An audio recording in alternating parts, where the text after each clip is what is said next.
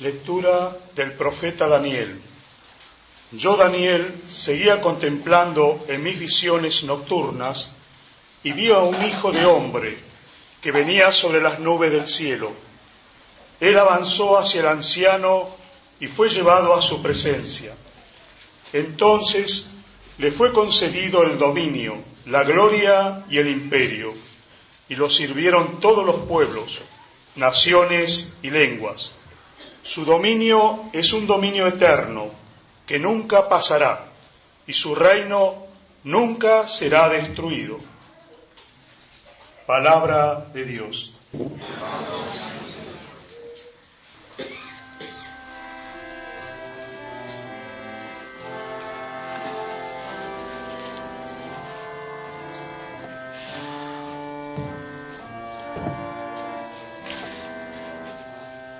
Reina el Señor, alégrese la tierra. Reina el Señor, alégrese la iglesia.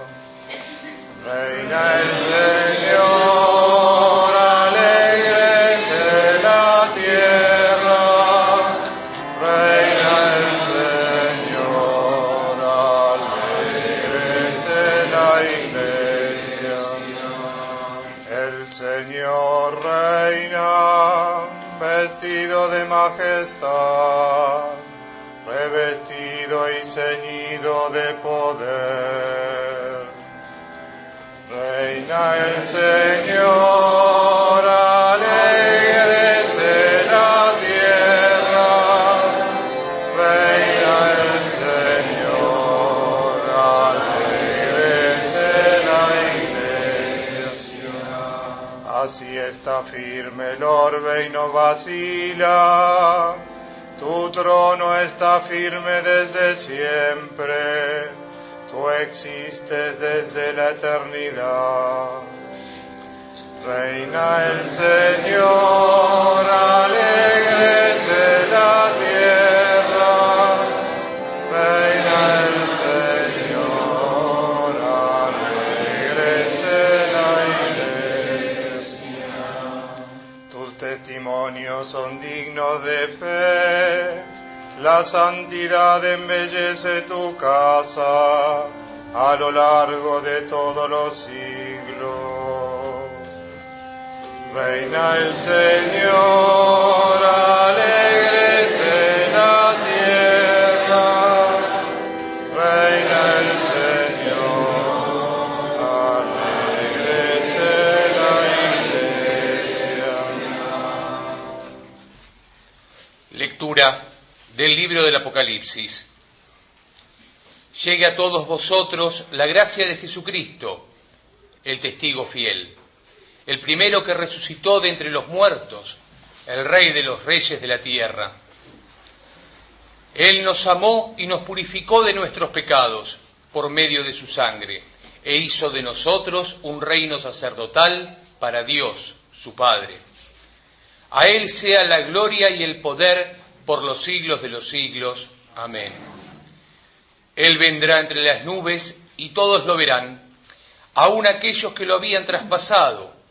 Por él se golpearán el pecho todas las razas de la tierra. Sí, así será. Amén. Yo soy el Alfa y la Omega, dice el Señor Dios, el que es, el que era, el que vendrá, el Señor del universo. Palabra de Dios. Aleluya.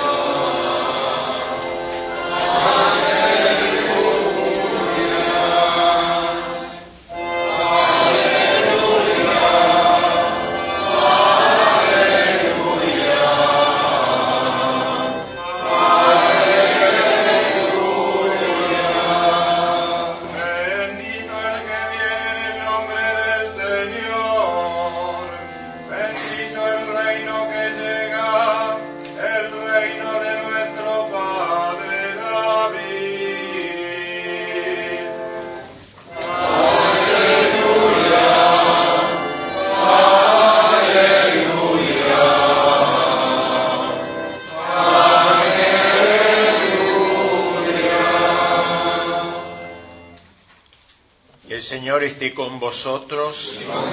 Lectura del Santo Evangelio según San Juan. En aquel tiempo Pilato dijo a Jesús: ¿Tú eres el rey de los judíos?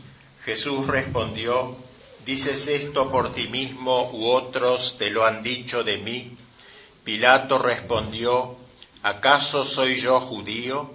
Tus compatriotas y los sumos sacerdotes te han puesto en mis manos. ¿Qué es lo que has hecho? Jesús respondió: Mi reino no es de este mundo.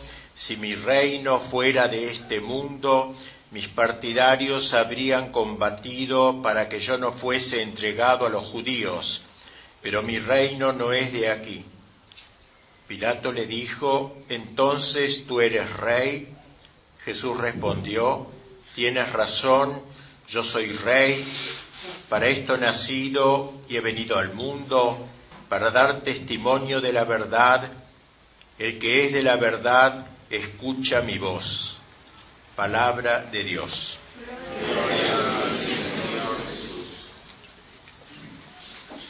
El misterio de la realeza de Cristo integra el patrimonio de la doctrina católica. No es una devoción más, podríamos decir, nacida de la espiritualidad de algún santo, como lo pueden ser otras devociones, aún al Sagrado Corazón, en las formas al menos que han tomado, pero la de Cristo Rey integra visceralmente el conjunto de la doctrina católica, ya que el mismo Evangelio, Cristo no ha vacilado en decir, respondiendo a la interrogación de Pilato formal: ¿Tú eres rey?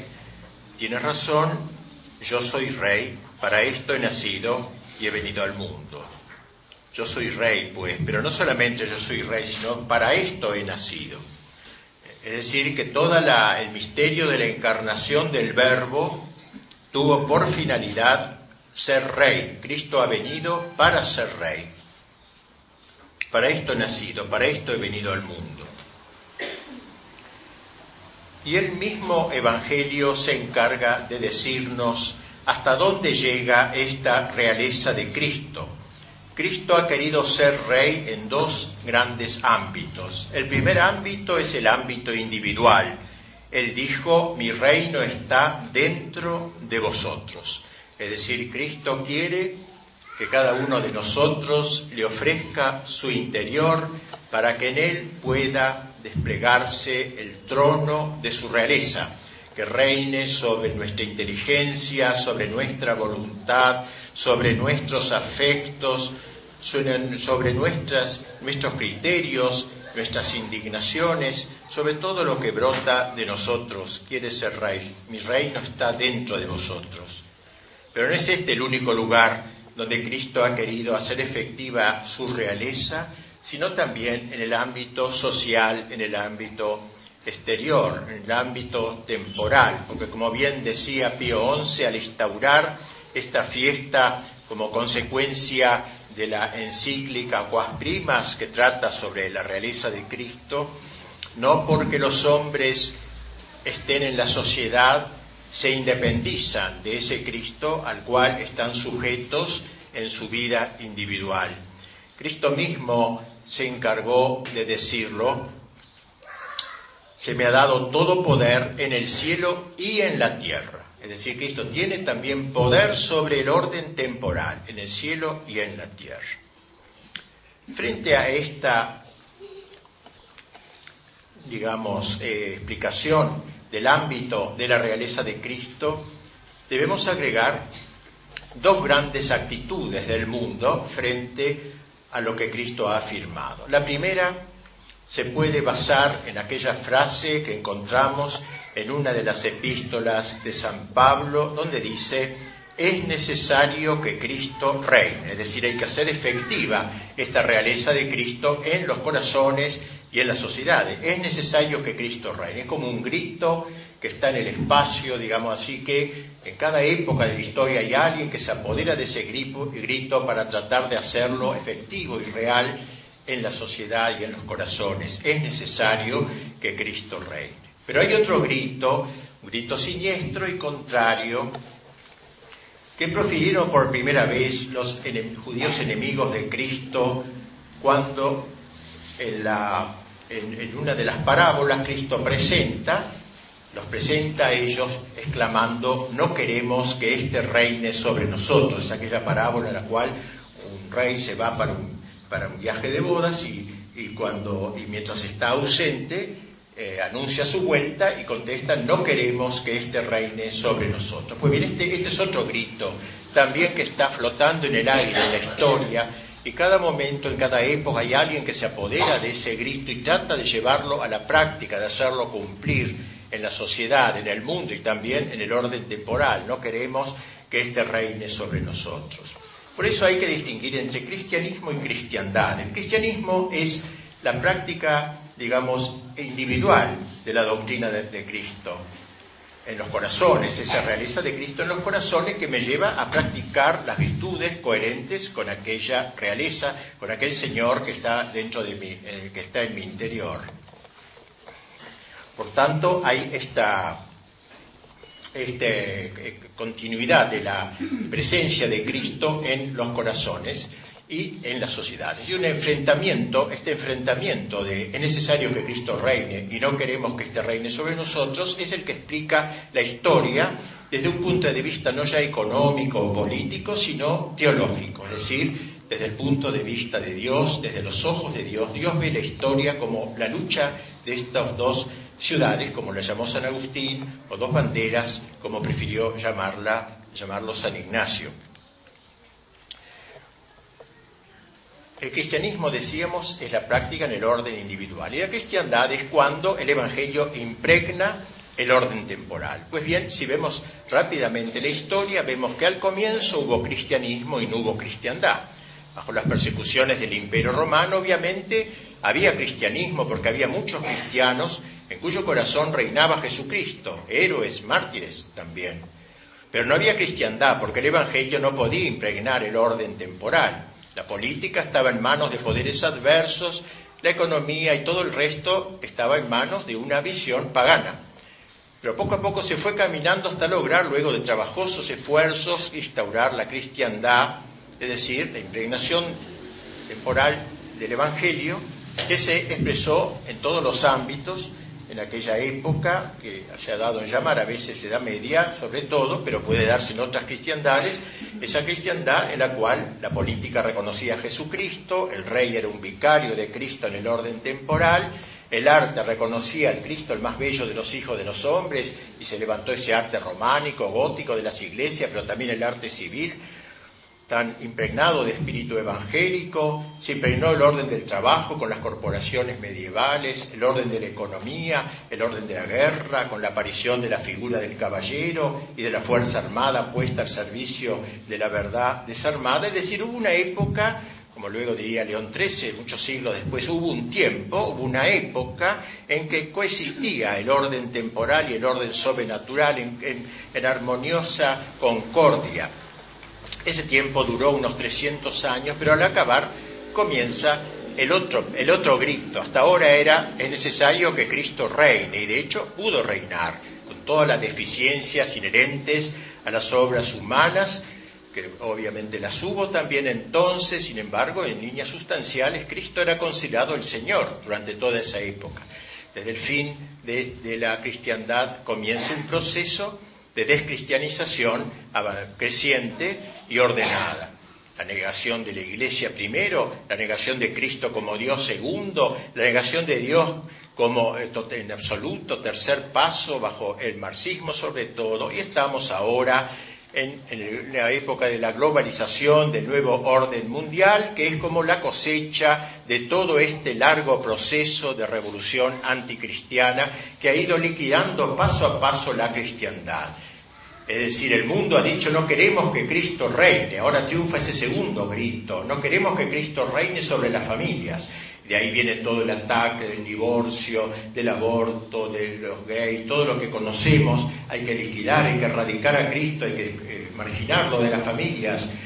Cristo ha querido ser erradicado de la economía con el lucro, etcétera, la codicia instaurada casi como método económico. Cristo ha sido también expulsado del trabajo, del arte, ya no hay esa belleza que eleva hacia lo alto, sino al contrario, esa belleza, esa falsa belleza que hacía que Platón echara de la ciudad a todos los cantores sensuales que tiraban para abajo al hombre que escuchaba esos cantos, esa música que ha destruido la armonía del más hermoso de los que debería expresar al más hermoso de los hijos de los hombres, como se lo ha llamado a Cristo. No queremos que este reine sobre la familia, y sobre todo sobre la política, que es quizá lo más importante en el orden temporal, ya que desde la política es donde se da forma a una nación determinada. Y hemos llegado luego de este largo itinerario a la destrucción práctica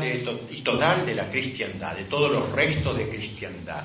¿Qué queda? Queda el cristianismo, es decir, personas sueltas, no amparadas en un orden social, no vertebradas en una sociedad que reconozca a Cristo y que trata, sin embargo, de mantener la presencia de Cristo y el señorío de Cristo en su interior. Ahora el combate, pues, se entablará contra este último reducto de la realeza de Cristo. Mi reino está dentro de vosotros, hay que expulsar a Cristo del interior de los corazones, hay que conseguir la apostasía de los individuos, de las personas, para que no quede ni restos ni el recuerdo ni la tentación de Cristo y de Dios, que no se piense en ello, como si no existiera realmente. Pues bien, nosotros vivimos en esta época que no debemos lamentar en exceso, porque Dios a cada uno lo pone en la época que ha soñado para él y para que realice las acciones, muchas, pocas o muchas, que pueda realizar en esa época, en medio de tantas dificultades